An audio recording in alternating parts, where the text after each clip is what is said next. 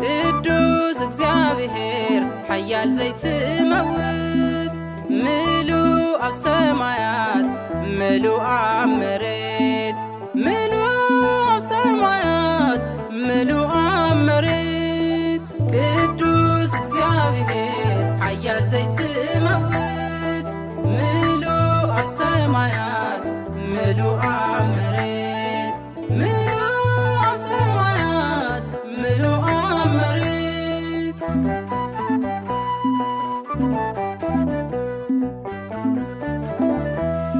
ዘይጠፍእ ብርሃን ዘለዎ ኣእላፍ መላእክት ዝኸብዎ ዘይድፈር ድንቂ እዩ ሓያል ኣባና ትሑት ኣማኑኤል ቅዱስ እግዚአብሔር ኃያል ዘይትመውት ምሉእ ኣብ ሰማያት ምሉእ ኣብ መሬት ምሉእ ኣብ ሰማያት ምሉእ ኣብ መሬት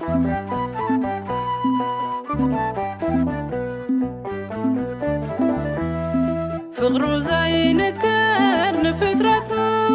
ዘይሃልቕ እዩ ትምሕረቱ ምስጋና ኣምጽኡ ምስጋና ንዝሰዓረ ንጉስና ቅዱስ እግዚአብሔር ኃያል ዘይትመውት ምሉእ ኣብ ሰማያት ምሉእ ኣብ መሬት ምሉእ ኣብ ሰማያት ምሉእ ኣብ መሬት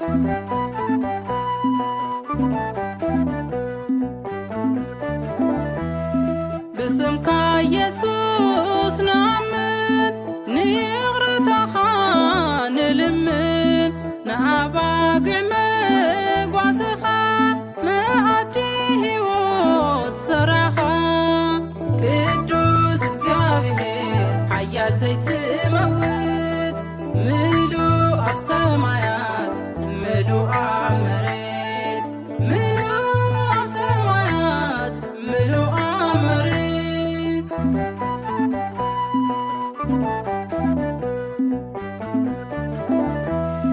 ፍቕሩ ዘይንክር ንፍጥረቱ ዘይሃልቕ እዩ